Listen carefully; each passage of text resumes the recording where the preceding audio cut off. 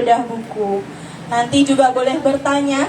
Buat dua penanya pertama nanti akan mendapatkan buku gratis. Jadi dipersilahkan untuk segera merapat. Dimulai. Terima kasih. Udah kan? Yang bisa di-mute ya? Yang bisa di-mute. Gimana caranya?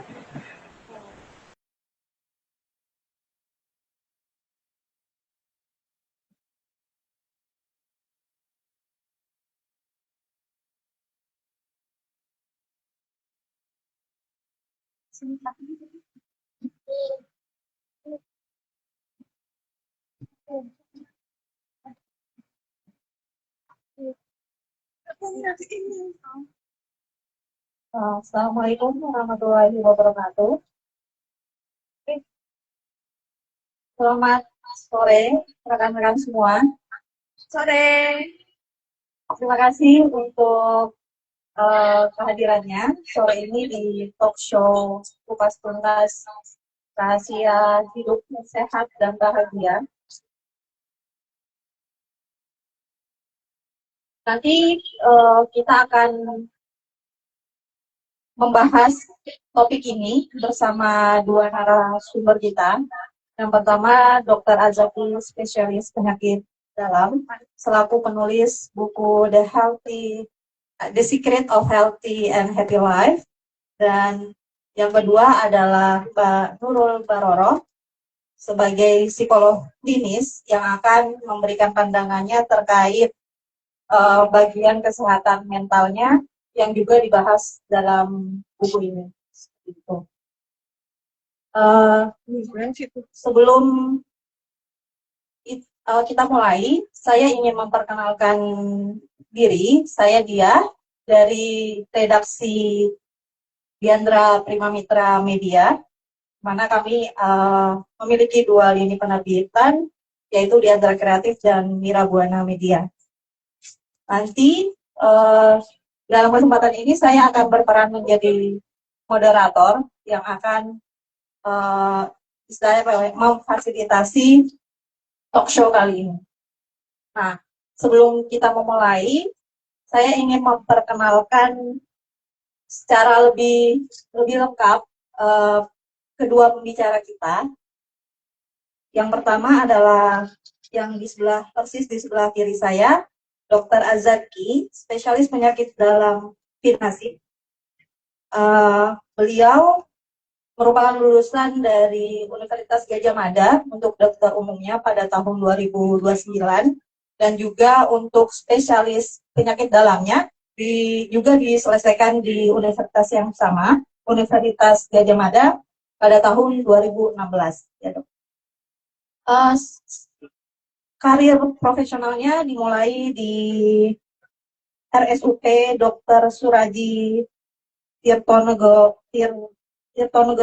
Klaten dari 2016 sampai 2025, dan sekarang beliau sudah pindah ke Yogyakarta dan berpraktek di Rumah Sakit Bayangkara, kemudian Rumah Sakit At-Turaj Al-Islami di Kodean dan Rumah Sakit Pura Raharja Medika. Narasumber yang kedua, Mbak Dwi Nurul Baroroh, psikolog. Ini merupakan psikolog klinis yang saat ini aktif di beberapa biro psikologi, diantaranya Biro Psikologi Kaliandra, Shelter PPKS Dinas Sosial Provinsi Yogyakarta, dan Komisi Perlindungan Anak Daerah Sleman. Selain itu, beliau juga sebagai dosen psikologi di Universitas Cendekia Mitra Indonesia dan menjadi asesor HR untuk beberapa lembaga. Seperti itu. Untuk mempersingkat waktu, kita langsung mungkin mulai dulu dari pembicara pertama, Dr. Azaki. Mungkin Dok bisa diawali dari kenapa sih akhirnya memilih salah satu cara penulisannya. Kalau Dr. Azaki sendiri kan sudah menulis 3 buku di kami. Kenapa memilih menulis buku gitu di tengah kesibukan prakteknya gitu? bisa dijelaskan dan juga mungkin nanti langsung dijelaskan seputar buku yang terakhir ini, The Secret of Healthy and Happy Life, itu seputar apa, Dok? Silakan, Dok. Ya, terima kasih. Assalamualaikum warahmatullahi wabarakatuh. Selamat sore, salam sejahtera untuk kita semua. Perkenalkan, nama saya Azaki, saya seorang ahli penyakit dalam. Saya perkenalkan dulu, saya dulu pernah kuliah di sini juga, satu alma mater dengan teman-teman. Mungkin Bapak Ibu yang hadir di sini, saya dulu masuk di FKUGM tahun 2003. 2003 Fakultas Kedokteran UGM, namanya masih Fakultas Kedokteran UGM, sekarang udah FKKMK ya. Dulu masih FKUGM. Kemudian saya selesai tahun 2009. Kemudian saya sempat bekerja di luar Jawa, di Padang dan beberapa tempat lain. Kemudian meneruskan program pendidikan dokter spesialis di UGM juga di tahun 2012, kemudian selesai 2016. Jadi dulu yang mau wisuda saya spesialis, rektor sekarang Dr. Fa, tahun 2016, kemudian saya lanjut di Klaten selama 9 tahun, kemudian akhirnya pindah ke Jogja, karena saya diterima di 3 rumah sakit. Jadi karena saya domisilinya di Sleman, saya kira cukup jauh ke Klaten, jadi saya mending santai-santai saja di Jogja. Aslinya saya dari Padang, tapi sudah domisili di sini sejak kuliah dulu. Jadi alhamdulillah ini banyak perkembangan ini di kampus kita. Kalau dulu di IKA ini belum ada. Kalau dulu Fakultas Kedokteran masih gedung lama. Kalau sekarang udah seperti mall gitu ya, udah mewah, udah ada jembatan penghubung dengan Sarjito. Kemudian juga saya kira Jogja dari dulu tetap menjadi barometer pendidikan di Indonesia. Para mahasiswa yang memang pengen benar-benar mendalami filosofi ilmu, saya kira pilihannya sudah tepat berkuliah di Universitas Gadjah Mada, Yogyakarta. Di sini saya coba menjelaskan sekilas ya Mbak Diah. Sebelumnya saya tuh udah pernah menyetor tulisan ya ke Diandra tentang lansia dan diabetes mellitus. Mungkin teman-teman kalau mau baca silakan, ada di dalam juga. Dan kenapa sekarang saya menulis buku yang saya kira lebih umum, karena ternyata konsumen atau masyarakat itu menurut saya tidak perlu terlalu memahami hal-hal yang saya kira tidak terlalu aplikatif. Jadi kalau di buku lansia dan diabetes mellitus saya banyak bicara tentang teori ilmiah, evidence base yang terbaru tentang bagaimana fenomena lansia di Indonesia, di mancanegara, kemudian bagaimana diabetes mellitus, kemudian saya kolaborasi dengan sejawat subspesialis di Medan untuk menulis 2 buku tersebut. Di buku yang terakhir saya coba bilang ke Mbak Diah dan teman-teman gimana kalau saya nulis yang agak santai nih. Jadi karena kesehatan ini keperluan semua ya, Mbak-mbak, Mas-mas, Bapak Ibu semua, tidak cuma bagi kita para dokter. Saya kira kalau kita semua bisa hidup sehat, tentunya masa tuanya akan lebih baik. Dan ini berangkat dari fenomena bahwasannya ternyata 70% penyebab kematian itu disebabkan oleh PTM atau penyakit tidak menular. Bahasa medisnya adalah penyakit-penyakit degeneratif. Mungkin teman-teman udah populer dengan penyakit gula atau diabetes mellitus, kemudian hipertensi atau darah tinggi, kemudian stroke ya, penyumbatan atau pecahnya pembuluh darah otak. Ternyata penyakit-penyakit itu kalau kita bisa cegah dari awal dengan lifestyle yang baik, kemudian dengan kesadaran kita, pengetahuan kita tentang bagaimana supaya hidup sehat, ternyata bisa dicegah. Jadi walaupun misalnya nih orang tua kita sakit gula, kita punya genetik nih, darah tinggi ya, kemudian stroke. Tapi kalau kita lifestyle-nya bagus, kita bisa mencegah penyakit-penyakit tersebut. Dan juga terjadi pergeseran. Jadi kalau zaman saya dulu, mas-mas, mbak-mbak 2003 ya 22 tahun yang lalu ya. Jadi penyakit degeneratif ini belum seperti sekarang. Jadi penyakit-penyakit menular yang waktu itu masih dominan. Jadi seperti demam berdarah, kemudian juga penyakit infeksi lain, infeksi paru, TBC, Nah sekarang Indonesia ini justru penyumbang penyakit degeneratif 5 besar di dunia ya, termasuk diabetes kita juara bersama Cina, India ya, bisa dibayangin ya, kita bukan juara Olimpiade Sains tapi juara penyakit yang saya kira tidak baik ya kalau kita sampai jadi juara Olimpiade penyakit ya. Jadi kita bayangkan kalau Cina atau India ya populasinya 1 miliar lebih ya, kita 300 juta, 4 kali lipat populasi negara tersebut, tapi kita sudah bisa bersaing dengan negara tersebut dalam populasi orang-orang dengan penyakit degeneratif. Jadi saya kira ini sangat tidak baik, dan generasi teman-teman adik-adik semua, Bapak Ibu, mungkin ke depan ini akan makin kejadiannya makin meningkat. Jadi kalau saya nanti lansia, teman-teman nanti sudah dewasa, mungkin menjadi pemegang kebijakan di negara ini, saya kira ini adalah masalah yang sangat serius yang harusnya menjadi perhatian bagi kita semua. Jadi jangan ujuk-ujuk ke dokter, penyakitnya udah parah. Jadi banyak yang datang ke kita, diabetes, gulanya udah 500. Nah ini kan berarti dari awal lifestyle-nya udah salah.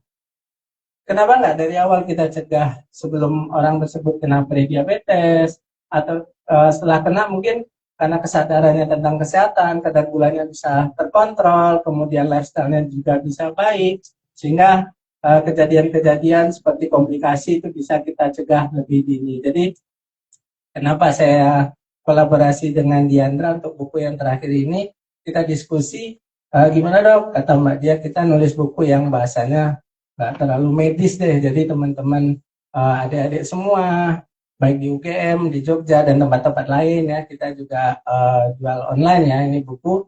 Saya kira apapun tanggapan masyarakat, kita akan bersedia ya menerima masukan untuk penyempurnaan di kemudian hari. Tapi yang jelas kita coba edukasi masyarakat, karena tugas dokter itu yang kurang sebenarnya saya kira edukasi. Kalau di rumah sakit pasiennya mungkin udah banyak, kita cuma dikasih waktu sekian menit, datang ke kita terapi, edukasi nggak sempat. Apalagi pasien BPJS numpuk ya di luar.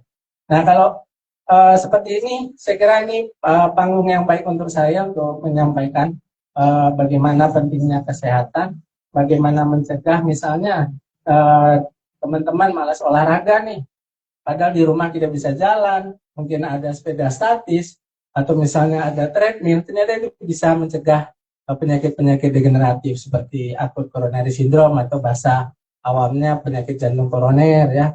Atau misalnya bapak kita di rumah kena diabetes, mungkin beliau duduk-duduk aja, ayo Pak, jangan malas, jalan. Kita ajak jalan, kita rangkul bagaimana beliau supaya lebih care terhadap penyakitnya. Jadi misalnya kalau suntik insulin, dosis obatnya nggak terlalu tinggi. Jadi saya melihat fenomena-fenomena tersebut banyak sekali kejadian di masyarakat kita. Justru pemahaman dan kesadaran tentang kesehatan ini yang masih kurang di level pencegahan atau prevensi. Ya ujuk-ujuk datangnya udah ke UGD, udah penurunan kesadaran, dan itulah kenapa hal yang mungkin menjadi latar belakang saya menulis buku yang saya kira ini cukup menarik untuk awam, bisa dibaca seluruh kalangan. Bahkan saya sendiri juga share ke teman dokter bedah, beliau juga wah ini bagus, karena selama ini beliau biasa menterapi, mengoperasi, mungkin tidak sempat ya membaca tulisan-tulisan ringan yang mungkin bisa beliau pakai juga untuk edukasi ke masyarakat. Jadi lebih kurang demikian Mbak Dia, kenapa saya untuk buku ketiga dengan Diandra ini mengangkat tema yang lebih populer dan saya kira bisa masuk dan bisa bahasanya bisa dimengerti deh oleh semua kalangan, termasuk yang non-medis, misalnya teman-teman dari psikologi, dari ekonomi, dari hukum. Saya kira kalau membaca tulisan ini, oh iya, ternyata sehat itu nggak seserem yang kita bayangkan, harus ke Sarjito, harus ke RSA, harus ke Suraji. Ternyata bisa kita jaga dari level yang paling bawah. Terima kasih. Baik, terima kasih dok. Jadi memang kalau sekarang kita kan bukan banyak berita sebenarnya.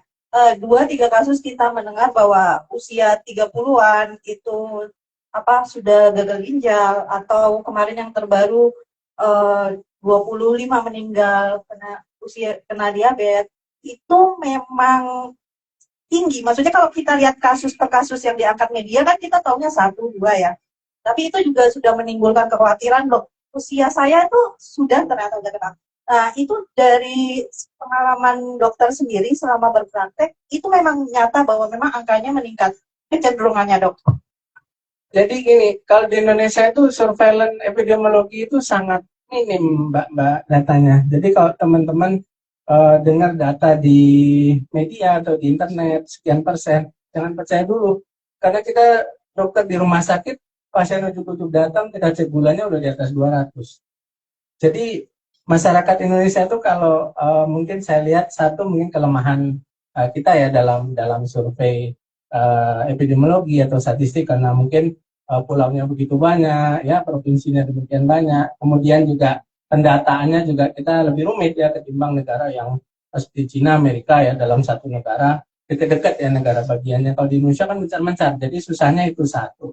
Yang kedua, kesadaran masyarakat ini sendiri, Mbak. Jadi kadang-kala dokter males, nanti malah ketahuan sakit ini itu. Nah, ini yang masih menjadi kendala di kita dalam mengedukasi, karena masyarakat justru takut kalau ke dokter dicek darahnya semua, ketahuan kreatininnya naik, ginjalnya rusak, gulanya naik. Terus ada ini yang dari dulu itu yang kita susah merubah mindset yang mengatakan bahwasannya kalau banyak minum obat nanti ginjalnya rusak.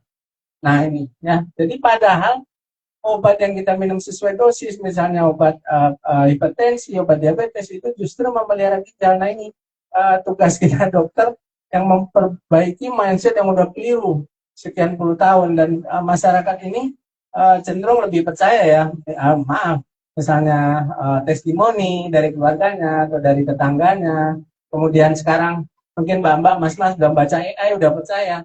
Jadi bagaimana tugas kita di sini mengedukasi.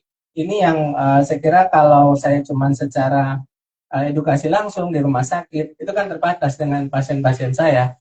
Kalau dengan saya tulis buku, minimal ini menjadi mindset baru lah buat teman-teman, Bapak Ibu.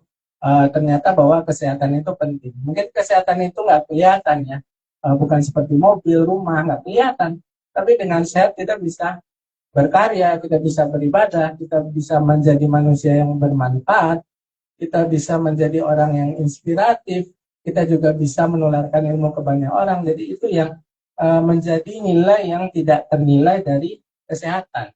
Ketimbang materi itu yang saya tangkap, saya pelajari selama sekian belas tahun ya di Universitas Gadjah Mada. Jadi kalau kita sudah bisa menanamkan hidup sehat, otomatis nanti kita juga akan dipercaya oleh masyarakat untuk menangani kesehatannya. Jadi saya kira demikian. Jadi mengenai kejadian yang tadi, memang itulah berbahayanya, karena dari awal lifestyle ini sudah tidak baik, penyakit-penyakit degeneratif justru sudah mundur usianya. Bahkan cancer age, usia kanker yang sebelumnya 50-an, itu sekarang udah mundur. Terakhir tesis saya S2 ya, spesialis di Sarjito, itu bahkan umur 20-an orang udah banyak di Jawa yang kena CA colon, kanker saluran pencernaan. Akibat apa? Sering makan gorengan. Nah itu kan saya kira nggak sehat ya lifestyle seperti ini kalau kita biarkan. Kemudian masyarakat yang tidak juga sadar, datang-datang ke dokter udah telat stadium 4, kenapa enggak kita cegah dari awal? Karena kalaupun sudah stadium lanjut, kita juga dokter tidak akan bisa untuk tata laksana optimal. Karena kan bagaimanapun kalau seseorang sudah kena sakit degeneratif atau sakit yang parah, itu tidak akan cuma menjadi beban untuk dia sendiri, tapi juga keluarganya juga merasakan dampaknya ya. Jadi anaknya, istrinya itu juga akan menanggung akibat misalnya dari seorang kepala rumah tangga yang terkena penyakit tidak menular atau penyakit degeneratif yang sudah stadium lanjut. Demikian. Yang menarik. Memang termasuk saya, Dok. Takut untuk periksa. Lebih baik. Berarti mindset lebih baik nggak tahu sakitnya daripada tahu sakitnya, itu sangat salah ya, Dok ya? Iya, itu saya kira sangat keliru. Karena kan begitu kita menghindari check up ya, menghindari check up kan berarti kita sebenarnya menghindari bagaimana supaya kita bisa hidup sehat ya. Tapi bagaimana kesadaran itu yang coba kita temukan, karena memang resikonya kalau kita check up kan ketemu penyakit, bahkan penyakit degeneratif seperti gagal ginjal, kemudian diabetes, hipertensi. Akan tetapi mungkin kalau dengan kita coba edukasi, memahami kesehatan secara lebih baik, mana sih yang lebih baik? Misalnya ketemu penyakit waktu masih belum parah, ketimbang nanti sudah kena stroke perdarahan, udah kena gagal ginjal stadium 5 yang harus cuci darah, kena diabetes yang sudah ketoasidosis, penurunan kesadaran. Kenapa nggak kita minum obat dari sekarang ya? Karena itu kan juga untuk tabungan nanti kita setelah lansia, untuk anak cucu kita, karena kan mereka juga pasti pengen kumpul lama-lama ya dengan Mbak Dia, dengan saya kan. Jadi saya kira ini sangat-sangat penting dan ini yang sangat-sangat kurang di Indonesia. Terima kasih. Baik dok. Bisa dibilang bahwa pemeriksaan itu juga nanti menjadi upaya preventif ya dok. Nah kalau secara tingkah laku dok, di buku ini kan banyak yang sudah ditulis juga ya, mulai dari kebiasaan olahraga, terus tidur yang berkualitas. Nah mungkin dokter bisa menjelaskan itu kepada teman-teman yang mungkin barangkali kalau saya kan sudah membaca, yang belum membaca dok, upaya secara tingkah laku itu apa sih yang bisa kita lakukan untuk mencegah penyakit degeneratif tadi? Ya mungkin ada banyak sekali ya Mbak, cuman yang secara gampangnya tentunya satu diet ya, ngatur diet ya, karena kita ketahui diet ini penting ya, karena ini contoh ya, diabetes mellitus itu tata laksananya yang pertama dan kedua itu, yang pertama justru menghindari stres, yang kedua adalah diet. Jadi kalau orang sakit gula nih, teman-teman, mas-mas, mbak-mbak, kiranya diobati, itu ternyata dalam pilar penata laksanaan sakit gula itu rankingnya nomor 4. Jadi itu di bawah mengatur stres dan diet. Jadi orang dengan mengatur stres dan diet ternyata bisa menormalkan kadar gula darah tanpa mengkonsumsi obat. Kalau benar-benar tata laksana ketiganya justru olahraga. Nah di sini yang keliru, kadang-kadang orang kan berpikirnya gini, ke dokter pasti kasih obat banyak, kemudian nanti gulanya terkontrol, tensinya terkontrol. Padahal kalau di tata laksana sendiri, dokter itu akan menganjurkan kurangi stres, kemudian diet, olahraga, karena memang di pedoman kita itu sendiri nomor 4. Jadi bisa dibayangkan bahwasannya penyakit-penyakit degeneratif itu sendiri membutuhkan pencegahan, misalnya diet, kemudian olahraga, kemudian menghindari stres ya. Ini juga saya tulis sebagian, tapi secara umum ya, karena ini bagaimana supaya kita hidup sehat dan happy ya. Kemudian juga misalnya merokok ya. Jadi merokok itu kenapa sih kalau dulu kan panjang ya tagline-nya, merokok gini menyebabkan ini. Sekarang kan merokok membunuhmu. Biar yang merokok itu kapok atau minimal terstimulasi. Oh iya, ternyata merokok itu memang nggak ada manfaatnya. Ya, bahkan orang dengan kebiasaan merokok itu akan cenderung terkena penyakit degeneratif seperti hipertensi, mempercepat kejadian diabetes. Saya udah baca beberapa literatur ya, bahkan juga cancer ya, kanker paru sampai sekarang belum ada obatnya. Ya, bahkan mantan Menkes kita pernah meninggal ya karena kanker paru, katanya kan suaminya merokok. Nah, perokok pasif saja sudah bisa seperti itu akibatnya. Jadi kenapa enggak ya kalau kita bisa mencegah ya sebelum datang ke kita ahli penyakit dalam, ahli jantung, ahli paru untuk pengobatan penyakit, kenapa enggak sih kita coba untuk hidup sehat ya dari awal, misalnya juga mengurangi konsumsi alkohol ya. Saya kira nih cukup banyak ya, walaupun nggak kelihatan di depan kita kan, tapi di misalnya di tempat-tempat yang lain itu banyak sekali ya, seperti alkohol itu diperjualbelikan, dan juga misalnya kebiasaan-kebiasaan yang tidak baik, misalnya sedentary life, sering duduk-duduk ya. Kalau saya dulu zaman kuliah, kalau mau ke Malioboro harus nyetok bus kota dulu nomor 2 nomor 4 baru nyampe Malioboro. Sekarang dari rumah aja mas-mas mbak udah kan gojeknya datang, gokarnya datang, udah nyampe di Plaza Malioboro. Jadi kemajuan teknologi, kemajuan zaman sekarang justru memfasilitasi lifestyle yang tidak baik seperti sedentary life, males-malesan ya. Kemudian juga kalau dulu nyari skripsi udah pontang-panting dulu saya ke perpus lama, ke perpus FK, sekarang udah ada AI. Jadi kemudahan-kemudahan zaman ini jangan sampai kita mengabaikan pentingnya kesehatan, karena kesehatan ini sekali lagi ini adalah hal yang sangat berharga. Percaya, tanpa kita sehat kita nggak akan bisa menjadi guru besar, kita nggak akan bisa menjadi orang yang bisa bermanfaat di kemudian hari, kita tidak akan bisa menikmati masa-masa kita dengan anak cucu kita. Itulah kenapa salah satunya saya menulis buku ini dan beberapa pencegahan di sini secara umum ya tentunya untuk penyakit-penyakit tidak menular sudah ditulis di sini dan tentunya dalam bahasa yang nggak ribet. Jadi teman-teman mbak-mbak semua saya kira sangat cocok membaca buku ini, terutama buat yang kalangan non medis. Oh ya, ternyata kesehatan itu bisa kita jaga secara lebih efektif dari awal. Terima kasih. Baik, Dok, terima kasih. Terakhir sebelum kemudian kita coba mengulas bagian mentalnya, kesehatan mentalnya, Dok, masih dengan Dokter Azaki. Terakhir dari saya sebelum masuk ke segmen selanjutnya, tadi dokter juga barusan menyinggung mengenai aktivitas ya, Dok ya. Apakah aktivitas keseharian itu kemudian setara dengan olahraga, Dok? Karena dari podcast, maksudnya podcast dokter juga bahwa aktivitas keseharian itu tidak bisa menggantikan olahraga. Jadi olahraga ya olahraga, kemudian aktivitas keseharian tetap harus bergerak aktif gitu. Nah, apakah untuk mencegah penyakit degeneratif ini yang dibutuhkan adalah utamanya olahraga atau sebenarnya utamanya adalah aktivitas yang aktif? Misalnya gini, seseorang yang kuli bangunan, Dok, dia kan jalan iya, kemudian aktivitas fisik mungkin setara dengan nge-gym ya, pembentukan otot gitu. Nah, apakah dia juga masih harus berolahraga atau aktivitas keseharian pekerjaan dia itu sudah cukup untuk menjaga kesehatannya? Ya, jadi itu benar ya. Saya udah berapa kali nih sama dokter spesialis kedokteran olahraga ya dari UI, saya ikut webinar, saya juga sering sih jadi pembicara atau opening. Jadi teman-teman itu memang mengatakan kalau aktivitas fisik berbeda dengan olahraga, Mbak ya. Kalau aktivitas fisik ya sekedar keluar keringat itu udah aktivitas fisik.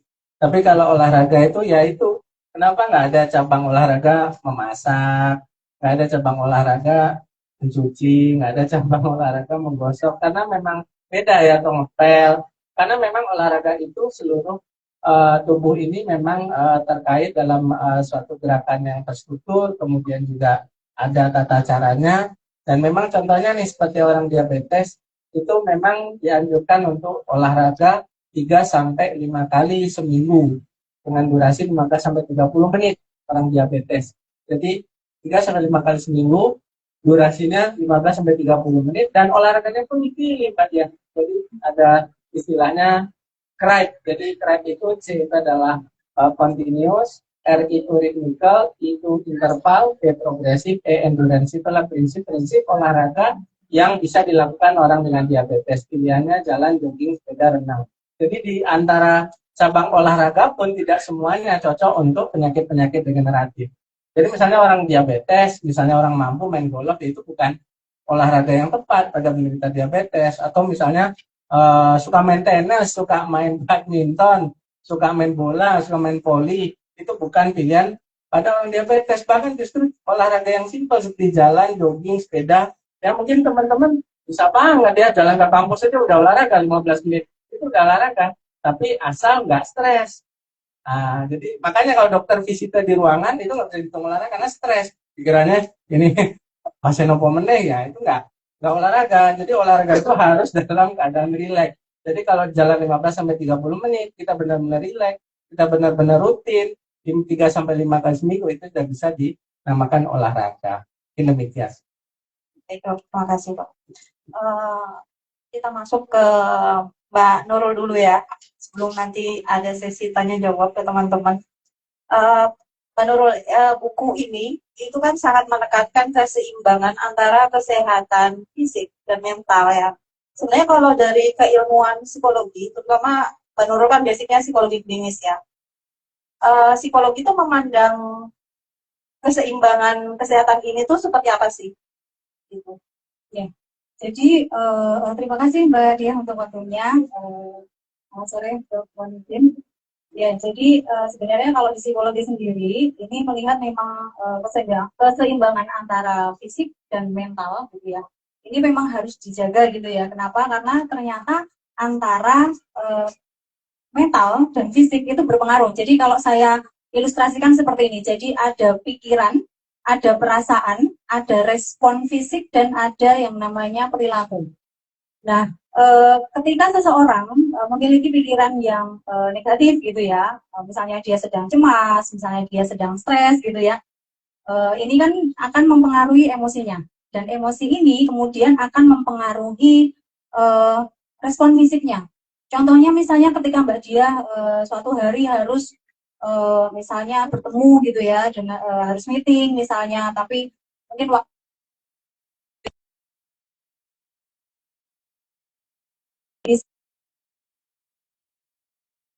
sehingga yang terjadi adalah ada respon fisik seperti deg-degan, keringat dingin gitu ya, terus kemudian mungkin pas mau ketemu takut nanti ada yang kurang, belum disiapkan dan lain sebagainya, kemudian akhirnya jadi keluar masuk kamar mandi gitu ya, karena harus pipis atau pup seperti itu. Jadi memang ada keterkaitan antara pikiran, perasaan, respon fisik dan perilaku. Jadi kenapa kemudian harus seimbang? Ya karena saling berkaitan. Seperti itu Mbak Dia. Mbak, yang tadi yang sempat disinggung Dokter Azhar juga perihal stres gitu ya. Seberapa pengaruh sih stres itu kemudian ke kesehatan? Oke, baik. Jadi seberapa pengaruh stres itu terhadap kesehatan gitu ya. Jadi karena ternyata ketika seseorang stres gitu ya. Jadi teman-teman mungkin sudah familiar ya dengan istilah stres ya. Stres itu tidak GILA gitu ya.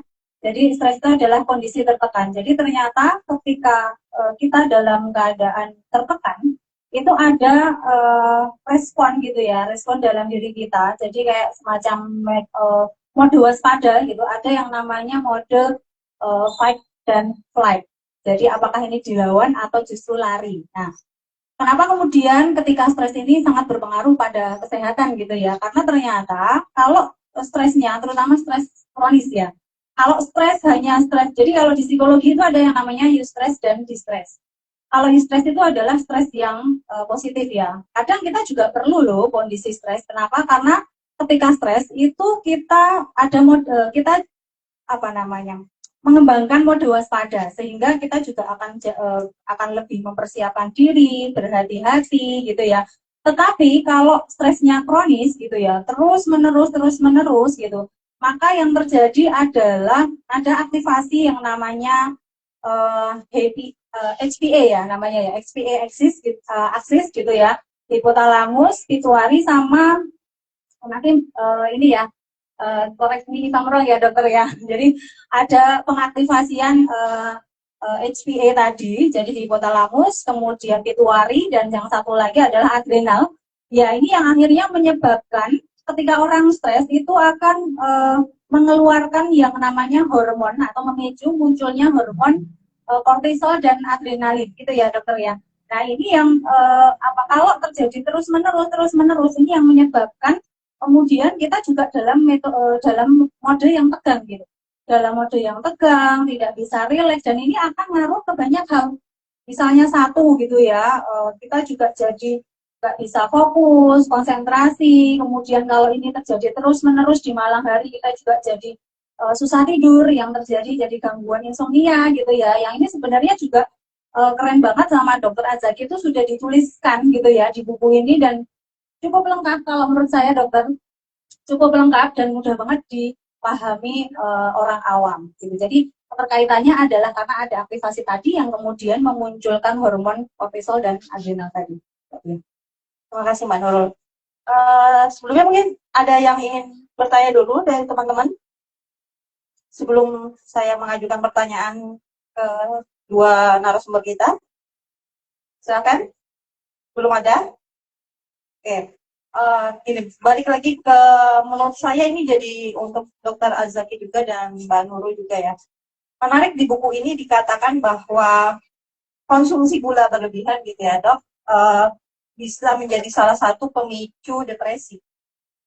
Sementara banyak pemikiran, saya tidak tahu seberapa banyak, tapi maksudnya setidaknya saya sampai detik sebelum membaca buku dokter itu, kalau saya stres, salah satu coping saya adalah makan coklat dulu atau es krim. itu manis gitu. Nah, karena mindset saya adalah bahwa manis itu bisa menurunkan stres. Tapi kalau dari dokter, buku dokter kan saya baru, oh ternyata konsumsi gula yang berlebihan dan juga lemak itu justru menjadi salah satu pemicu depresi ya dok ya, lebih rentan depresi. Mungkin bisa kayak ada insight. Ya, jadi tadi kan dari disinggung sedikit ya, bahwasannya memang aksis daripada HPA, hipotalamus, pituitari dan juga adrenal itu saling berpengaruh. Dan kita lihat bahwasannya konsumsi daripada makanan-makanan yang tinggi glukosa dan juga tinggi lemak tadi itu secara tidak langsung ya ini juga bisa terkait dengan stres atau depresi ya, sekira demikian. Karena tubuh ini kan satu sistem ya Mbak ya. Jadi metabolisme kita ya kalau itu kacau itu secara tidak langsung itu juga akan mempengaruhi pikiran. Jadi memang pikiran dan fisik ini hal yang saling berhubungan. Ya. Jadi kalau Mbak Diah pernah baca ada diabetes namanya diabetes tipe lain. Jadi diabetes mellitus itu sekarang ada 5 tipe Mas Mbak. Ya. Jadi tipe 1 itu katanya karena dari sononya dari kecil udah rusak sel beta pankreasnya. Kalau yang tipe 2 karena lifestyle. Ya, jadi sedentary life, makannya aut-autan. Kemudian yang ketiga pada kehamilan. Nah, yang keempat yang tipe lain itu salah satunya terkait juga dengan stres ini. Jadi stres kronis itu mempengaruhi metabolisme dan metabolisme yang kacau itu juga timbal balik dia juga akan terkait dengan stres atau depresi. Jadi makan makanan yang berlebihan yang terkait dengan penyakit-penyakit degeneratif ternyata dari beberapa penelitian itu terkait dengan kejadian stres atau depresi. Itulah mengapa kalau misalnya Mbak Diah lagi stres atau galau ya mungkin sebaiknya konsulnya ke psikolog, jangan larinya ke coklat ya. Jadi udah ada tempatnya ya buat curhat tadi seperti dikatakan psikolog psikiater itu kita rubah mindset dulu, tidak hanya untuk gangguan jiwa yang berat, ternyata untuk yang galau, yang gagal move on ya, atau misalnya orang-orang yang misalnya trauma ya karena sesuatu, karena keluarga, broken home dan lain-lain, ternyata bisa dijadikan tempat curhat ya, baik konselor, psikolog maupun psikiater. Ini yang saya kira mindset kita selama ini kalau ke psikiater berarti udah berat ya gangguan jiwanya tadi dikatakan Mbaknya. Ternyata sebelum jatuh ke dalam kondisi yang berat ternyata bisa curhat dulu ke psikolog. Dan tadi kalau dari kita penyakit dalam tentunya dengan gaya hidup yang sehat. Jadi keliru ya Mbak ya kalau stres galau larinya ke makan coklat yang banyak ya atau banyak makan fast food ya atau larinya ke misalnya makanan cepat saji karena itu justru secara fisik itu bisa mengganggu risiko penyakit degeneratif, kemudian juga gangguan metabolisme tadi mempengaruhi aksis HPA tadi ternyata juga terkait dengan kejadian stres atau depresi. Terima kasih. Terima kasih dok untuk insight-nya. Ya Mbak Nurul, saya pernah baca ya terkait makan ini ya, bahwa di psikologi, saya lupa, di psikologi atau media populer gitu, bahwa memang ada kecenderungan orang yang stres itu, kecenderungan adalah ingin makan. Dan itu ada pembahasannya. Mungkin bisa dikasih insight kenapa seperti itu atau itu hanya modeling saja gitu. Oh iya, jadi kenapa kalau orang stres kemudian dia akhirnya jadi pengen makan terus gitu ya? Sebenarnya ini juga menyambung juga ya dengan apa yang disampaikan Dr. Azaki tadi. Ini juga saya ingin membahas juga tentang pergulaan tadi ya. Jadi sebenarnya ini mirip karena ternyata ketika seseorang itu mengalami stres gitu, biasanya kan tadi ya ada mode waspada, ini fight atau flight. Nah, masalahnya biasanya orang itu kan cenderung cari enaknya ya. Jadi kayak apa namanya, kalau daripada fight kan mending flight kayak gitu ya. Terus dengan adanya tadi, kenapa kok kemudian justru malah bikin orang jadi pengen makan terus gitu, atau khususnya kalau di bagian tadi apa namanya konsumsi gula. Nah, ini juga mirip sebenarnya dengan pola ketika seseorang ini pengen mengkonsumsi gula. Jadi itu seperti kayak apa namanya? Kalau di psikologi itu sistem reward gitu. Ketika seseorang itu sedang stres gitu ya, dia biasanya akan menggunakan si gula ini untuk bisa apa namanya? Semacam reward ya, memberikan rasa senang gitu. Memberikan rasa senang pada saat kondisinya sedang tidak baik saja. Nah, tapi yang terjadi akhirnya adalah justru hal ini yang akan membuat si seseorang ini akan lebih meningkatkan gitu karena akhirnya dia akan mencari apa namanya copingnya. Jadi mengembangkan copingnya itu adalah dengan mencari lebih dalam lagi, lebih banyak lagi gitu, lebih banyak lagi. Apalagi kalau tadi ya ketika itu menjadi hal yang membuat si seseorang ini merasa ada efek pleasure-nya tadi. Jadi dia akan lebih mengkonsumsi lagi. Nah pada akhirnya yang terjadi adalah orang tersebut justru akhirnya toleransinya akan turun ya berarti ya. Jadi karena akhirnya dia akan ini lagi apa namanya craving for something sweet gitu ya, something sweet kayak gitu. Jadi akhirnya dia akan menambahkan lagi yang tadinya cuman es krim jadi es krim double misalnya kayak gitu. Nah itu sebenarnya mirip seperti itu Mbak Dia. Berarti dia sebenarnya nggak secara saintifik nggak dibenarkan ya, tetap ya seperti yang Dokter Azaki bilang tadi ya. Iya lebih baik adalah tetap ke psikolog ya atau ke psikiater. Oke. Oke, silakan. Saya lempar lagi ke audiensnya. Silakan jika ada yang ingin bertanya. Mungkin kalau ingin bertanya ke Dokter Azaki, mungkin bisa. Kalau yang sudah diterbitkan di kami ada buku tentang diabetes dan tentang pengaturan gizi lansia seperti itu. Oh ya, silakan.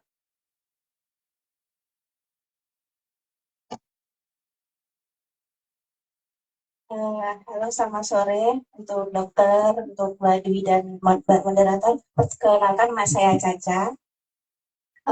Oke, untuk pertanyaan saya itu, untuk seperti yang udah dibahas tadi, kita tuh masih punya mentality takut untuk cek gitu ya.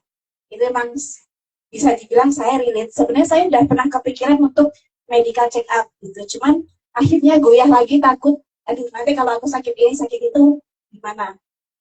Nah, untuk usia-usia seperti misal 20-30 tahun, itu kira-kira yang untuk mengawali ya dok, mengawali itu kira-kira bagusnya kita tuh ceknya apa aja sih gitu. Apakah gula dan tensi darah itu cukup, atau mungkin ada tambahan cek-cek apa lagi gitu, mohon rekomendasinya seperti itu. Terima kasih dok. Terima kasih Mbak Caca. Ada lagi sebelum saya oke, silakan Mbak. Perkenalkan, nama saya Rizke. Saya mau bertanya, saya memiliki gangguan kecemasan. Saat mengalami kecemasan itu pasti pengennya benar pengen makan, terus pasti untuk meredakan kecemasan itu saya pengen makan es krim, pengen makan yang manis-manis kayak gitu. Sebenarnya saya pernah membaca bahwa apa yang kita makan itu akan mempengaruhi emosi kita. Nah, mungkin menurut dari dokter atau dari Mbak Nurul sendiri, makanan-makanan seperti apa sih yang cocok atau seharusnya dikonsumsi ketika kita sedang stres untuk bisa meredakan stres itu, gitu. Karena kita nggak mungkin setiap saat harus ke psikolog kayak gitu. Ini itu terima kasih. Ya, terima kasih Mbak Rika. Ada lagi? Atau sudah cukup dulu kali ya, dua. Baik, mungkin dari pertanyaan pertama dulu dok, dari Mbak Caca. Mentality takut cek dok. Ya ini kayaknya relate untuk semuanya sih dok. Terus untuk usia di 20-30 tuh yang perlu dicek apa gitu. Karena kalau di buku dokter sendiri ya, ada pembagiannya usia 30, 40, 50 ke atas. Memang berbeda gitu. Apa yang perlu diceknya? Silakan. Ya, masih sebenarnya ini situasional ya Mbak. Jadi kita nggak bisa pukul rata. Jadi kalau misalnya mau check up, sebenarnya kalau dokter sekarang itu ini biar nggak tegang ya, karena dokter sekarang itu lebih enak sih sebenarnya diajak untuk sharing, untuk kita pengennya apa, karena pendidikan kedokteran itu sejak era saya 2003 itu udah berubah kurikulumnya, jadi kita nggak diktat minded lagi, kita udah problem based, jadi kita udah by pasien, jadi bukan bukan hafalan, tapi kita personalized terapi. Jadi apa yang dibutuhkan pasien itu yang kita utamakan. Jadi misalnya Mbak datang ke dokter nih, pengen tahu apa dan cerita gejalanya ya. Jadi misalnya orang tua saya ada riwayat hipertensi umur 50, bapak saya tensinya udah 180, otomatis dokternya akan menganjurkan oh ya kita cek tensi rutin paling nggak 3 bulan, kemudian juga mungkin digali lagi mbahnya ada sakit diabetes, itu mungkin bisa cek kadar gula, tapi nanti ketika dicek tidak serta-merta misalnya tinggi, kita menjudge bahwa seseorang itu terkena gula, karena di dalam dunia medis itu sendiri ya kriteria sakit gula itu berlapis. Ini saya sudah poin ada. Jadi orang dikatakan sakit gula ada 4 kriterianya. Jadi harus cek gula darah puasa 8 sampai 10 jam, angkanya sekian, gula darah sewaktu vena, angkanya sekian, ada gejala klasik diabetes, ada gejala-gejala lain, ada gula darah 2 jam setelah makan itu dengan pembebanan 2 jam gula anhidrous. Jadi ada kriteria sendiri. Jadi kalau misalnya contoh nih orang gula darah 2 jam habis makan, dia belum ada riwayat diabetes, kemudian makannya makan nasi rawon, makan rendang, itu nggak valid untuk kita katakan diabetes. Jadi tidak serta-merta kita menjudge seseorang kena diabetes. Ini buat teman-teman biar nggak takut check up dulu. Jadi di dunia kedokteran itu sendiri kita bukan kita bukan mencari penyakit, tapi kita membantu seseorang kalau misalnya ada penyakit, apa yang harus diterapi, kemudian kalau belum penyakit, misalnya ada prediabetes atau prehipertensi, gimana supaya tidak jatuh ke hipertensi, karena sekarang itu ternyata dokter-dokter itu justru sudah kewalahan, datang-datang sudah komplikasi, sudah stroke, tulang kesadaran, apa yang kita lakukan? Tinggal paliatif, kita terapi sebisanya, kita edukasi, kan tidak telat. Kanker datang stadium 4 ya, misalnya orang males nih pap smear ya, ngecek kemaluannya yang wanita ini ya, ternyata ketika ditemukan CA cervix ya, ternyata CA cervix itu dikatakan pembunuh yang diam-diam. Jadi ketika ditemukan, nah udah stadium sekian, contohnya Jupe ya, kalau udah pernah dengar tuh CA cervix, katanya udah sembuh, ternyata beliau lost terapi, datang lagi udah telat ya. Jadi inilah contoh-contoh case di mana kita harus aware ternyata penyakit-penyakit yang selama ini nggak kita sadari itu ternyata ada. Nah di situ untuk usia-usia yang muda memang ceknya nggak sebanyak yang lansia, karena penyakit-penyakit degeneratif itu secara teori munculnya kan 50 tahun ke atas prelansia, jadi mungkin ceknya mulai lengkap nih, cek ginjal, gula darahnya juga lebih detail, kemudian juga rekam jantung dan sebagainya. Pada usia-usia muda, misalnya pasien ke UGD nih, kita juga punya protap, Mbak, jadi nggak harus di ronsen, nggak harus cek rekam jantung, karena pada usia-usia muda kejadian itu sedikit, kecuali pada kasus-kasus tertentu yang gejalanya spesifik ke arah situ. Jadi sekali lagi, kalau mau check up ke dokter, saya kira dokter-dokter sekarang nggak menakutkan ya. Kalau dulu dokter itu mungkin orang takut, wah ini diapa, ini disuntik, diapa, ini penyakitnya gini. Enggak, kalau dokter kita yang sekarang justru kita dari Fakultas Kedokteran sudah di konsep bahwasannya pasien itu mitra, karena pasiennya butuh dokter, dokternya butuh pasien. Di luar negeri itu udah lama ya, tapi di Indonesia main telat ya karena faktor budaya dan lain-lain. Tapi kita sekarang lebih cenderung ke personalized therapy, jadi pasien bisa curhat apa saja, terangkan secara lengkap, dan tidak ada paksaan sekali lagi. Jadi kalau dokter pasiennya nggak mau, kita nggak akan memaksa. Jadi mungkin maaf kesadarannya datang bulan depan atau 1 tahun lagi atau 5 tahun lagi, itu kan kita kembalikan ke pasiennya. Akan tapi kita yang penting edukasi dulu, Mbak, keluarganya dari riwayat ini dengan cek ini dulu. Misalnya usia 40 ini udah mulai rentan ya, udah usia parubaya, ini kita sudah harus cek ini karena kita lihat gejalanya misalnya sering kencing, sering haus, sering lapar, ini kemungkinan ke arah diabetes. Jadi tentunya kita tidak asal merekomendasikan pemeriksaan. Jadi sekali lagi buat mbak-mbak dan mas-mas, bapak ibu semua, tidak usah takut karena dokter itu juga mitra kita, bagaimana kita supaya sehat dan juga bisa sharing. Kira-kira mungkin kadangkala dosis obatnya nggak tepat nih. Itu sering juga pasien WA ini, kok ini saya jadi pusing dok. Kadang-kadang maaf, bukan karena dosisnya, dianya sendiri udah stres. Saya tahu, tapi kan kita harus menjelaskan dengan muter-muter ya. Ini udah dosis minimal pak.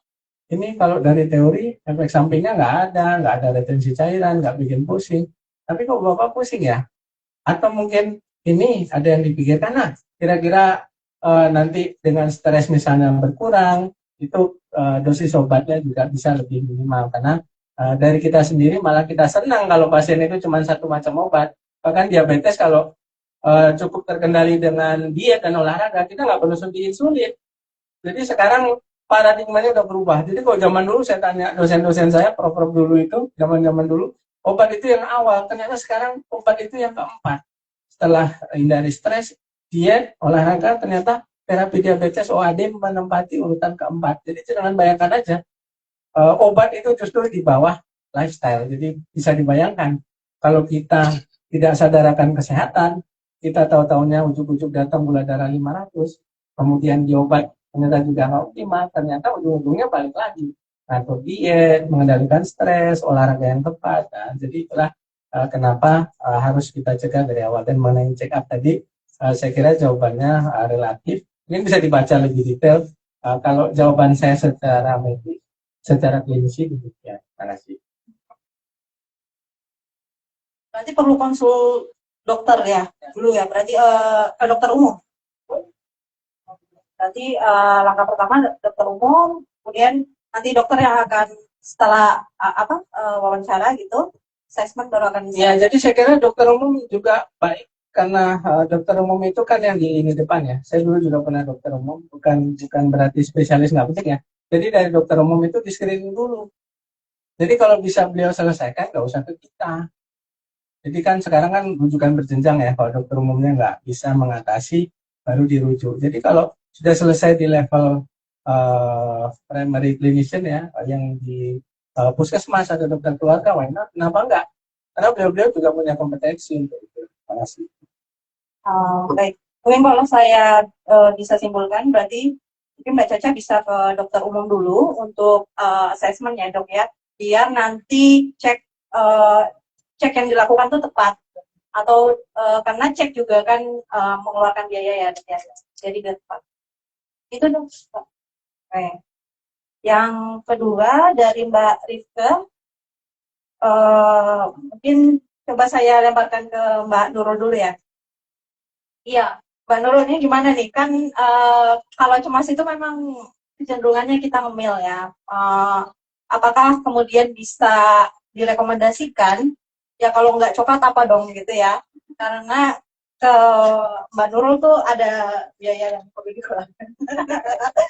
Gitu Mbak, mungkin Ya, kurang lebih seperti itu. Ya baik, jadi pertanyaannya bagus ya Mbak Rifke. Jadi ini juga menyambung dengan pertanyaan Mbak Dia yang tadi gitu ya. Jadi ketika kita memang sebenarnya dalam keadaan stres, keadaan cemas gitu kan, tadi ya kondisi kita itu waspada. Sehingga biasanya dalam kondisi waspada ini apa ya yang harus dilakukan? Biasanya kita itu akan mengembangkan coping gitu ya, coping yang mudah kita jangkau dulu. Nah kalau tadi dengan misalnya memilih makanan yang manis itu kan bikin kita tuh jadi senang juga gitu ya. Paling tidak itu bisa menutup luka gitu ya. Jadi bisa membuat kita enak sejenak karena memang ketika kita makan sesuatu yang manis itu memang memberikan efek pleasure tadi ya gitu. Sebenarnya kalau menurut opini saya gitu ya, sebenarnya ketika kita dalam keadaan nggak baik-baik saja, terus kita butuh gitu ya sesuatu yang paling tidak membuat kita lebih nyaman dulu, itu juga diperlukan. Hanya saja yang menjadi tidak baik adalah ketika konsumsi sesuatu yang manis itu dilakukan terus-menerus gitu ya dok ya. Jadi terus-menerus. Jadi menurut saya apa yang harus dilakukan? Boleh misalnya ketika kita dalam keadaan tidak nyaman gitu ya. Dalam keadaan tidak nyaman kita boleh sebenarnya untuk paling tidak es krim sekali gitu. Tapi jangan kemudian setiap nggak enak es krim terus gitu. Jadi es krim itu sebagai hal ibaratnya kalau saya apa? Saya ibaratkan itu tuh sebagai semacam kayak kita merilis rasa nggak enak kita itu dengan makan es krim tadi gitu. Tetapi kemudian setelah itu adalah bagaimana kita apa namanya. Jadi kalau tadi itu adalah merespon, tapi kemudian bagaimana setelah itu kita itu mengatasi si masalah ini. Jadi sama seperti ketika kita sebenarnya sedang dalam mengelola emosi gitu ya, mengelola perasaan kita yang sedang tidak baik itu. Itu tidak hanya sebatas kayak kita paham dengan apa yang kita rasakan, kita sadari, terus kemudian kita merespon dengan sesuatu yang membuat kita lebih lerem. Lerem itu apa ya Mbak Dia bahasa Indonesia? Lebih turun, lebih tensionnya lebih turun, lebih nyaman gitu ya. Ya, lebih rileks. Tidak hanya sampai di situ saja, tapi harus ada tahap berikutnya adalah mengatasi masalah, mengurai masalahnya, kemudian memahami masalah, sumber masalahnya apa dan menemukan alternatif solusinya. Sehingga apa? Kalau masalah ini terselesaikan, hal yang bikin nggak enak di awal tadi itu bisa mandek gitu. Jadi nggak gitu terus gitu. Nah, yang bahaya, yang akhirnya mengganggu kesehatan adalah karena tadi konsumsi gulanya, kalau pas lagi nggak enak langsung carinya gula gitu, nggak enak caranya gula gitu. Dan sama sebenarnya tadi ketika akhirnya kenapa kok stres itu jadi akhirnya membuat seseorang jadi makan berlebih. Sebenarnya nggak cuma berlebih ya, ada beberapa juga yang justru malah jadi nggak doyan makan gitu ya dok ya. Karena ini bisa jadi itu adalah sebagai sebagai ya coping mereka gitu ya. Jadi cara mengatasinya itu dengan seperti itu. Makanya pernah ya teman-teman mendengar istilah yang namanya eating with feeling gitu ya. Larinya tuh di situ karena apa? Cari kesenangan dulu untuk membuat kita lebih nyaman seperti itu. Mungkin gitu. Terima kasih ya Mbak Rita ya. Terima kasih. Lalu dari dokter mau ada tambahan? Silakan dok. Ya, kalau yang diet untuk mengatasi stres itu ada diet Mediterania. Jadi banyak sih. Kalau yang di sini ada diet Mediterania ya, jadi salah satu pilihan ya, tidak ada penelitiannya. Tapi ya tadi, kalau mekanisme coping itu kan masing-masing ya Mbak ya. Kemudian kalau saya pribadi, kalau ada masalah dihadapi kalau saya. Kalau saya sendiri kan dari udah lama ya Mbak ya, jadi saya juga udah pernah mengalami kuliah, mengalami stresor ya. Saya kira kalau teman-teman yang tahu ada keluarganya yang di kedokteran atau yang kuliah kedokteran, pasti tahu kita stresornya saya kira cukup berat ya, baik kuliahnya udah lama, kemudian koas itu untuk profesi dokter, kemudian juga ada internship, ada ujian profesi, kemudian kita ngambil pendidikan dokter spesialis lagi, dan itu kita benar-benar di pressing yang luar biasa, yang mungkin kalau kita ceritain nggak masuk akal lah. Tapi ya bagaimanapun kan masalah dihadapi, karena kan mau kita hindari juga kalau kita berpikirannya nggak baik, itu juga akan berdampak jelek. Jadi bahkan beberapa teman saya dalam pendidikan itu juga ada yang DO, ada yang stres, ada yang terkena penyakit kronis, ya, karena stres-stres selama proses pendidikan tadi yang mungkin copingnya beliau nggak sebaik teman-teman yang bisa survive ya. Jadi mungkin kalau Pak Menkes sekarang kan betulnya dengan bullying ya, jangan sampai dibully ya mahasiswa kedokteran, mahasiswa kesehatan, perawat, bidan dan lain-lain, karena memang sebenarnya ini sudah lama, dan mungkin sekarang karena udah zaman AI ya, ini baru terekspos. Jadi kalau saya bilang sama teman sejawat spesialis dokteran jiwa, ya ini udah lama ya dok, udah lama ya mas, cuman baru di blow up sekarang aja. Jadi ya saya kira ini adalah fenomena-fenomena yang harus kita atasi dengan lifestyle yang baik, dengan berpikiran yang positif, dan ada istilah cognitive behavior therapy kalau di psikosomatik atau di psikiatri. Jadi bagaimana merubah mindset yang negatif tentang sesuatu, ya kita rubah menjadi mindset yang positif. Jadi dari dulu saya berpikir demikian. Ini kok kenapa profnya mempersulit saya terus?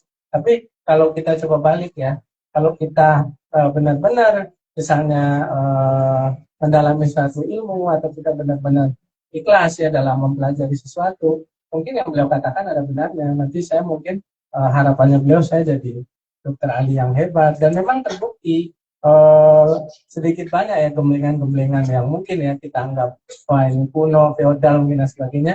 Ternyata manfaatnya setelah kita lulus itu ada, dan kita juga bisa menceritakan tentunya ke orang-orang atau ke teman-teman, ternyata ada manfaatnya, tidak selalu ya yang kita anggap negatif itu efeknya negatif juga di kemudian hari. Jangan-jangan yang beliau pikirkan terhadap kita positif nih, kita aja yang berpikiran negatif. Nah ini yang kemudian beberapa teman-teman mungkin ya yang merasa stres, terbebani, akhirnya juga tidak selesai menjalani pendidikan. Jadi saya kira stres tidak cuma dialami oleh teman-teman saja, tapi juga semua profesi, semua pekerjaan, semua lintas pendidikan, tapi tentunya dengan situasi yang berbeda-beda, dan ini tergantung bagaimana kita menyikapinya. Terima kasih. Terima kasih, Dok. Bagaimana Mbak Rifka?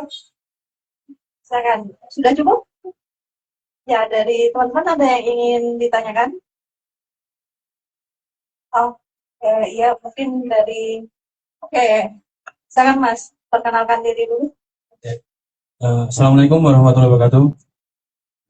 Perkenalkan, nama saya Okta. Saya mau tanya dok, saya dapat beberapa informasi dari lingkungan saya, yang dimana itu masyarakat pada umumnya.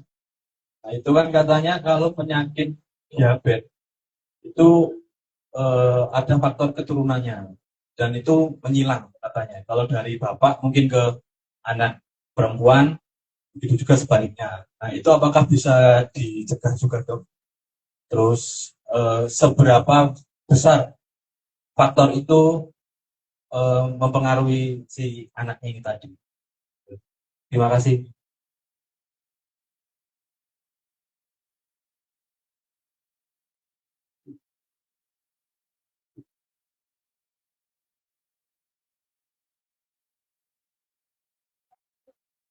Saya Ali, sebenarnya ini pertanyaan udah agak lama saya mau tanya ini. Beberapa orang mungkin sering rasa kayak sesak nafas atau mungkin kayak sakit perut, tapi setelah ke dokter tuh kayak semuanya oke, semuanya sehat, semuanya baik-baik aja gitu. Dan dokter tuh bilang kalau kemungkinan karena stres atau karena pikiran gitu, tapi kita tuh nggak ngerasa kalau kita tuh stres atau banyak pikiran gitu. Mungkin nggak sih, mungkin ini buat ya Nurul, mungkin nggak sih kita tuh nggak sadar kalau kita tuh stres atau kita tuh ada di bawah tekanan gitu. Dan kalau udah kayak gitu tuh kita harus ngapain?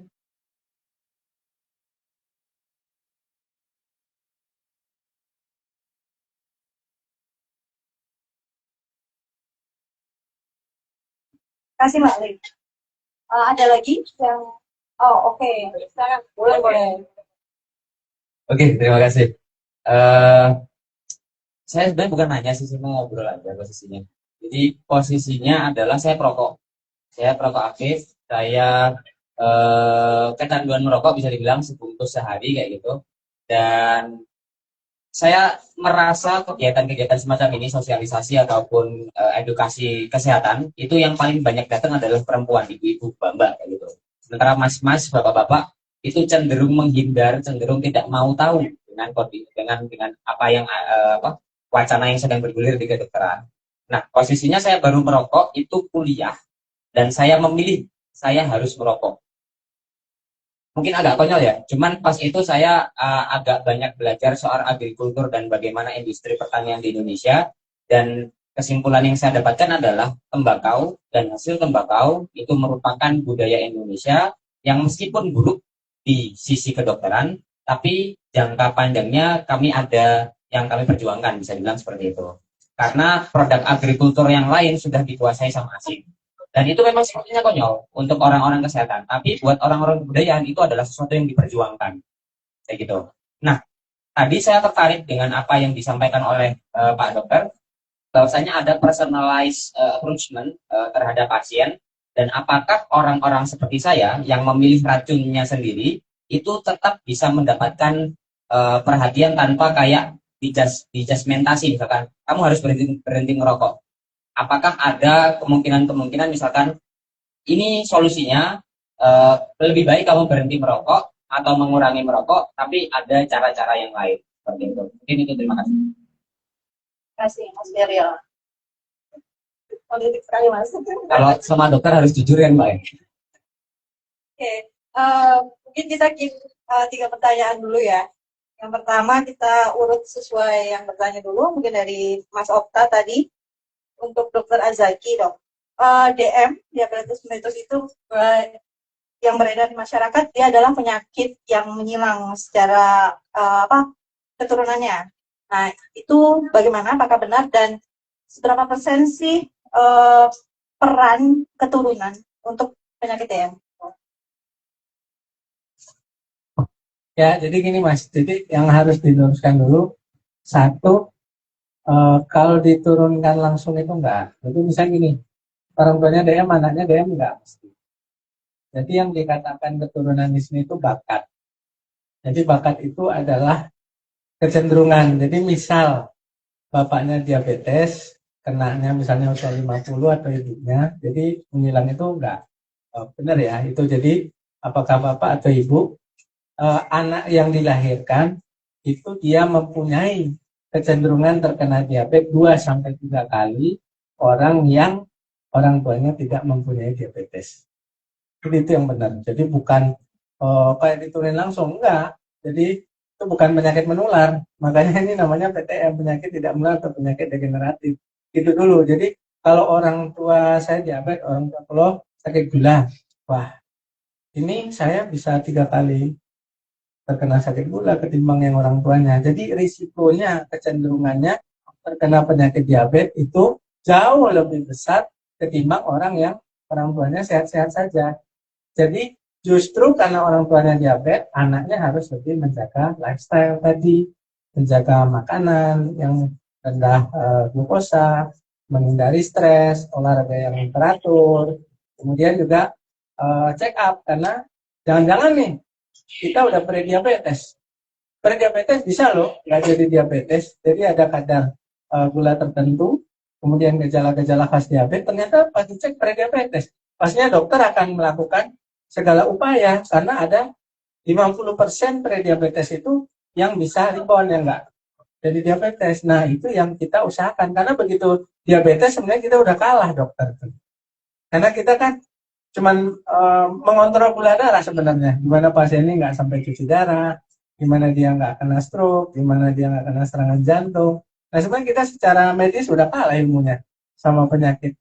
Nah, sebelum jenengan kena diabetes, pas kondisi prediabetes atau bahkan belum terkena diabetes, kalau orang tuanya ada riwayat penyakit gula, itu yang sebenarnya fungsi peran benar-benar edukasi dari seorang dokter. Walaupun memang ya maaf kalau secara pasien diabetes itu pasti akan kontrol rutin ke kita, akan tetapi itu justru akan mempersulit pasiennya sendiri dan dokternya sendiri karena kemungkinan untuk mengontrol kadar gula darahnya itu akan jauh lebih sulit ketimbang sebelum terkena diabetes. Jadi yang dimaksud tadi itu bukan menyilang dan juga bukan diturunkan langsung karena ini bukan penyakit menular, akan tetapi bakat di dalam sel-sel keturunannya anaknya kita itu kecenderungannya kalau misalnya terjadi sesuatu, apakah infeksi, obat-obatan dalam jangka panjang, atau misalnya ada penyakit lain, obesitas, sedentary life, kita bisa terkena diabetes 3 kali kecenderungannya. Jadi bahkan misalnya kita nih gaya hidupnya sembarangan, misalnya dibandingkan orang yang tidak orang tuanya diabetes, mungkin aja dia nggak kena, atau dia kenanya umur 60, kita umur 20 udah kena. Nah, itu yang dikatakan kecenderungan atau bakat genetik dari orang tua yang terkena diabetes. Bagaimana Mas Okta? Oke, itu ya Pak. Ya, berarti dia bukan silang, itu silang tidak semua, baik misalnya bapak atau ibu bisa ke anak, kalau bapak tetap bisa ke anak cowok, ibu tetap bisa ke anak cewek ya dok ya. Berarti kalau misalnya acak ya, berarti kalau kita punya garis seperti itu, baiknya tadi mungkin upaya Mbak Caca cek dari awal. seperti itu. Walaupun masih usia 20 tuh misalnya. Iya, ini ada teman saya internis ya, dia di Semarang, orang tuanya meninggal karena diabetes, bapaknya. Dia cerita karena orang tua saya diabetes, dia jadi pelari sekarang. Jadi dia pengen benar-benar ideal, check up-nya rutin, karena tahu gitu loh. Kemungkinan dia kena diabetes jauh lebih gede dari kita teman-temannya yang riwayat keluarganya nggak ada diabetes. Jadi seorang dokter sendiri yang mengetahui seperti itu, sebenarnya dia takut. Karena kan kalau udah kena diabetes dia tahu. Jangan sampai nih nanti saya usia 60 cuci darah, dia udah kebayang dari sekarang gitu usia 40. Jadi saya kira ini pencerahan juga buat teman-teman. Jadi ternyata kita harus bisa mencegah penyakit-penyakit yang kita sadari. Terima kasih. Baik, terima kasih. Lanjut ke Mbak Nurul ya. Tadi pertanyaan dari Pak Alif yang di depan. Jadi kita kayak merasa sesak nafas kayak gitu. Tapi setelah ke dokter kok keren-keren aja gitu. Dan dokter biasanya bilang mungkin stres. Karena tadi kan kita sudah bahas di depan bahwa selalu ada koneksi antara fisik dan psikis dan fisik gitu ya. Nah itu gimana? Apa mungkin nggak sih kita merasa kita nggak stres gitu, tapi ternyata stres apa gimana setelah itu? Oke, baik, terima kasih. Jadi Mbak Alif, sebenarnya ini juga sering saya temukan gitu ya di beberapa klien-klien saya gitu. Jadi awalnya tuh datangnya dari dokter dulu, terus saya disuruh ke psikolog gitu misalnya. Nah itu apa namanya, keluhannya adalah juga oke, misalnya sakit kepala, kemudian sakit perut dan lain sebagainya. Tapi ternyata ketika diperiksa memang ternyata baik-baik saja. Nah, bisa jadi ini secara sederhana sebenarnya gini, kan tidak mungkin ya terjadi sesuatu tanpa ada sesuatu gitu. Nah kalau ini terjadi pada fisik, itu bisa jadi memang betul yang disampaikan tadi, ini akan ada koneksi ya antara fisik dengan psikologis, psikologis dengan fisik. Kayak tadi di awal saya sampaikan ada pengaruh antara pikiran, perasaan, perilaku dan reaksi di tubuh. Nah, bisa jadi itu adalah reaksi ketika Mbak sedang dalam keadaan stres gitu ya. Jadi karena stres ini kemudian akan apa namanya, akan mempengaruhi kalau kita dalam keadaan kita berpikir sesuatu itu adalah hal yang mengancam kita, kita kemudian merasa tidak aman dan nyaman. Nah, ini memang akan mengeluarkan respon fisik tadi ya, entah itu sakit kepala, entah itu deg-degan, keringat dingin tadi, terus kemudian sampai sakit perut gitu ya. Nah, apa yang kemudian harus dilakukan ketika hal itu terjadi? Memang kita perlu punya kesadaran diri. Nah, di buku ini juga sebenarnya izin ya dok, sudah disampaikan juga bahwa ada beberapa teknik yang bisa dilakukan dan saya sepakat sekali apa yang harus dilakukan ya sebagai bentuk coping yang adaptif ya, jangan maladaptif. Kalau tadi yang craving something sweet itu kan kalau terus-terusan jadi sesuatu yang maladaptif ya gitu. Nah ini apa yang harus dilakukan adalah kita harus punya kesadaran diri, menyadari apa yang kita rasakan. Rasakan ini tidak hanya sekedar rasa dari afeksi kita ya. Jadi kayak kita merasa cemas, kita merasa sedih, kita merasa khawatir, tapi juga termasuk dengan apa yang kita rasakan di fisik kita gitu. Nah, ada metode yang bisa dilakukan. Satu adalah dengan teknik relaksasi pernafasan. Jadi teknik relaksasi teknik pernafasan. Jadi dengan melakukan 4-7-8 gitu ya. Tarik nafas lewat hidung selama 4 detik, kemudian tahan di perut selama 7 detik dan keluarkan lewat mulut selama 8 detik. Nah, itu dilakukan terus, karena kalau kita dalam keadaan tidak baik-baik saja, biasanya yang terjadi kan kita jadi terengah-engah, makanya bisa sampai sesak tadi ya, terengah-engah, rasanya badannya lebih hangat misalnya.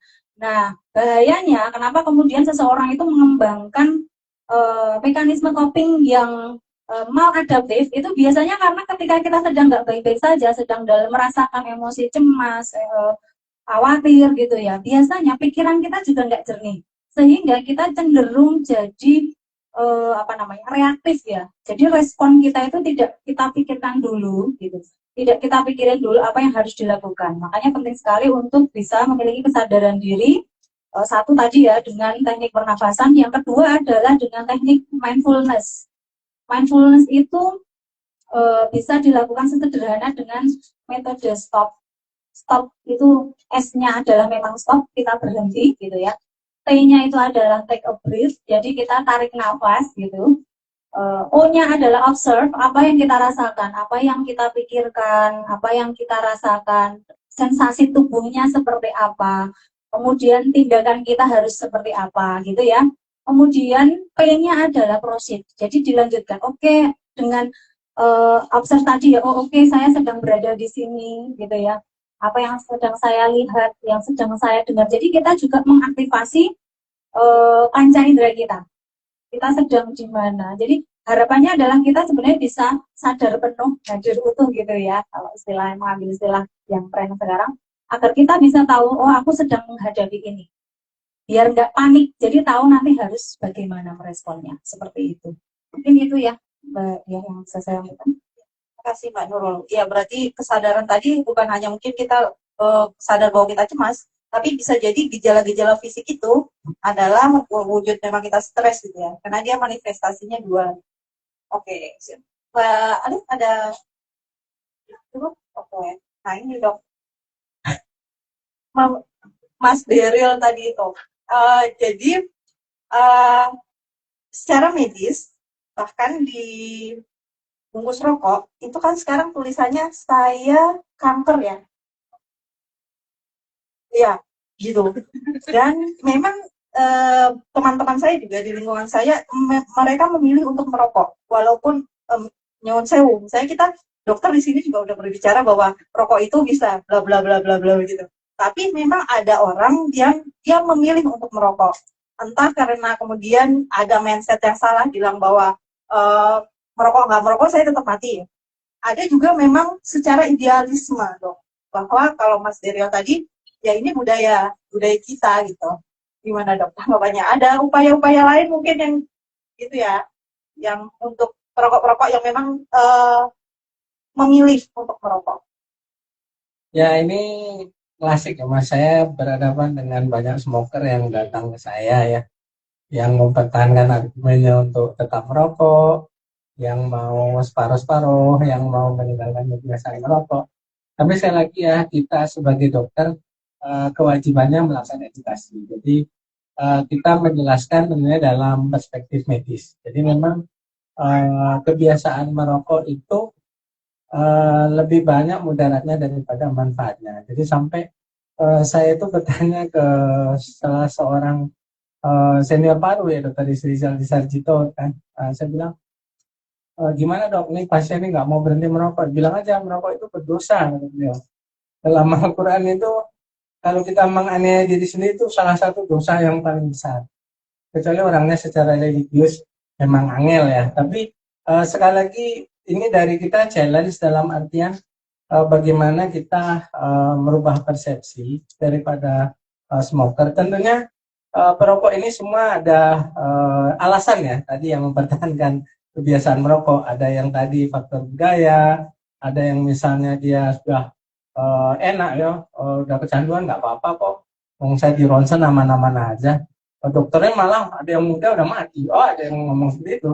Oh saya smoker 30 tahun aman-aman aja. Jadi mindset seperti ini justru membuka kita juga untuk mengedukasi, tentunya dengan cara-cara yang menyesuaikan daripada pemahaman kultur pasien yang salah. Mungkin kita coba rubah sedikit demi sedikit, karena memang rokok itu sendiri menyebabkan kecanduan ini secara medis dan memang sangat sulit untuk melepaskan kebiasaan merokok ya. Jadi bahkan beberapa pasien datang ke saya udah coba dok 2 bulan balik lagi, bahkan lebih banyak lagi. Jadi sebenarnya dia cuma berapa batang berhenti ya sekian bulan, terus balik lagi 1 bungkus sehari. Nah ini wah gawat nih dalam pikiran saya kan. Jadi tentunya kita juga harus pelan-pelan ya, karena mengurangi secara bertahap saya kira itu lebih bijak ya. Jadi karena yang kita kita khawatirkan tentunya adalah kesehatan kita dulu, karena dalam perspektif medis nih, kalau kita sendiri tidak sehat, bagaimana mungkin kita bisa mengajak lingkungan kita sehat ini dalam perspektif medis ya. Karena kalau kita sehat, keluarga kita juga sehat, anak-anak kita juga sehat, cara berpikir kita juga pasti sehat. Nah, merokok ini adalah salah satu sumber ya dari berbagai penyakit. Jadi karena kekhawatiran kita, kepedulian kita terhadap yang bersangkutan, makanya kita tidak akan lelah untuk mengedukasi, Mbok ya rokoknya dikurangi Pak, kemarin berapa 12, sekarang 5, coba deh 5 dulu. Jadi bahkan pasien itu kita endorse terus menerus dalam artian dianya ngeyel, dokternya juga ngeyel, karena kan beliau punya perspektif sendiri, kita juga punya perspektif sendiri, dan kalau seseorang bertentangan kan nggak mungkin langsung klop kan, jadi kan kita dokter juga harus kadang menanyakan apa sih kok susah sekali dengan ini berhenti merokok ini dok ini ya udah sekarang coba deh kalau dipikir kalau uang merokoknya disimpan ditabungin atau misalnya kalau jenengan udah merasa cukup kenapa nggak bikin panti asuhan kenapa nggak nyumbang bukankah itu lebih bagus Pak ini menurut saya loh ya.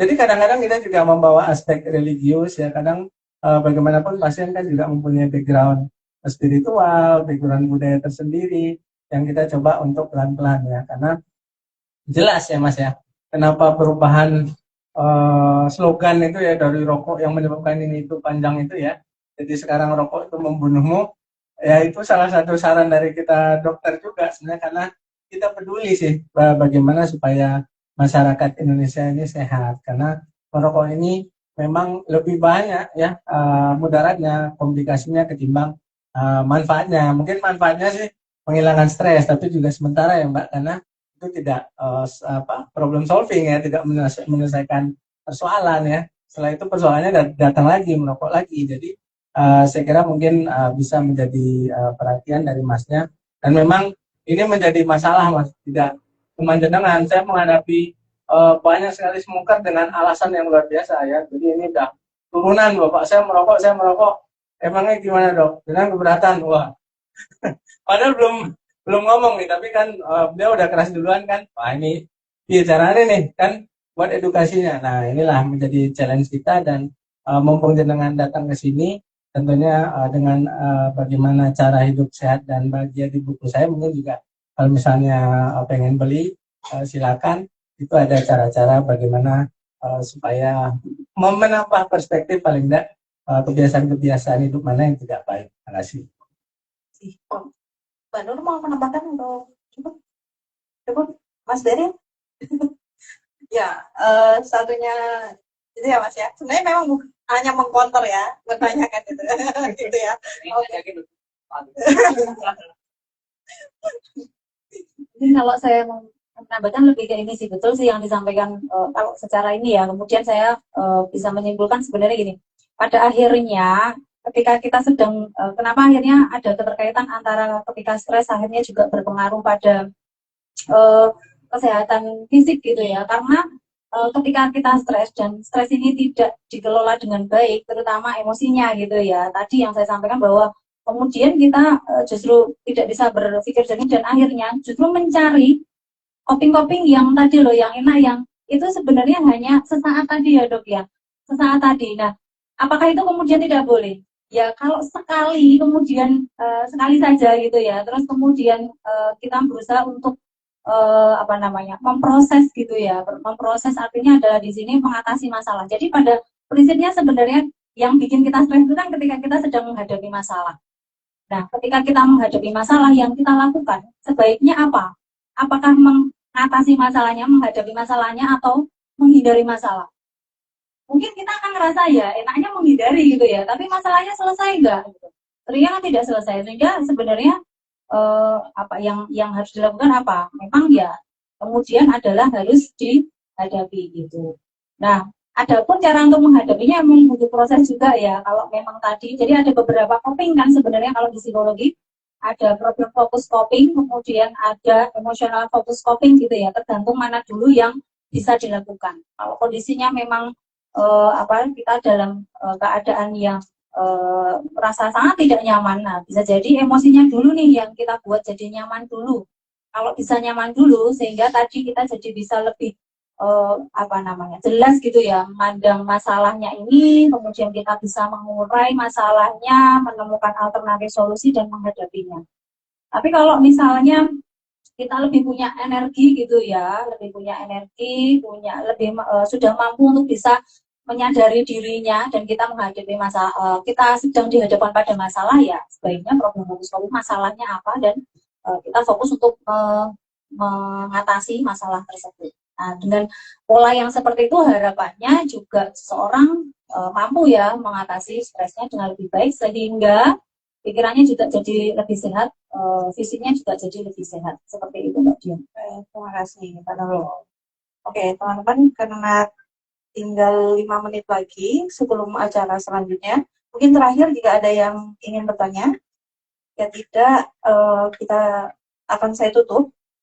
Ada yang ingin bertanya? Tidak ada? Oke. Baik, terima kasih Dr. Azaki, Mbak Nurul sudah menemani talk show kali ini.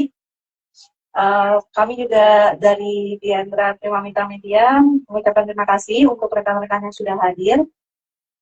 Sebagai penutup, saya ingin sedikit menyimpulkan tadi bahwa ada hubungan, selalu ada hubungan antara fisik dengan psikologis dan psikologis dengan fisik. Itu yang diangkat di buku terbaru oleh Dr. Zakia. Sebagai penutup, saya ingin mengambil quote di buku ini yang sudah tercantum di covernya. Karena hidup yang sehat tidak harus rumit, hanya perlu langkah kecil yang konsisten. Demikian, terima kasih teman-teman. Selamat melanjutkan aktivitasnya. Nanti yang 2 penanya tadi, Mbak Caca sama Mbak Rika, ambil untuk bisa ke depan untuk kami berikan bukunya. Free sebagai door prize. Terima kasih. Assalamualaikum warahmatullahi wabarakatuh.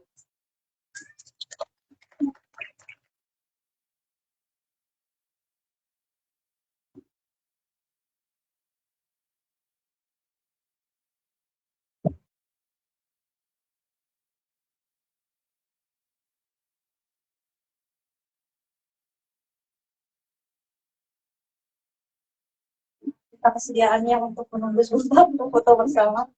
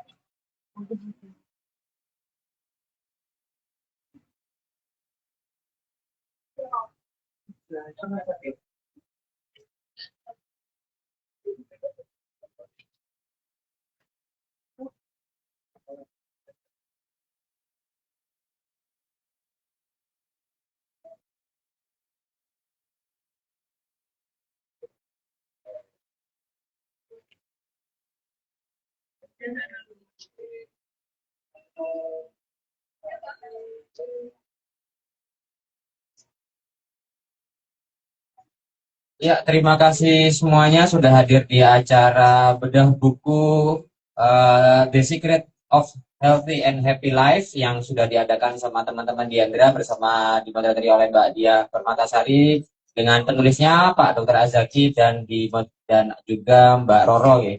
Nah, habis ini kita akan ada acara musik nyantai dulu aja. Nanti sampai malam kita tetap melangsungkan Pesta Buku Jogja yang akan dilaksanakan sampai tanggal 9. Jadi yang masih belum gajian bisa kesini lagi tanggal 1 untuk borong buku kayak gitu. Ini mbaknya udah kesini kayaknya mau borong nih, udah ngecep nih kayaknya nih. Oke, mungkin itu kita nyantai dulu aja. Habis ini ada musik senja, yang mau jajan-jajan juga bisa, balik lagi ke sini juga bisa. Mungkin itu dulu dari saya. Sekian, terima kasih, selamat sore.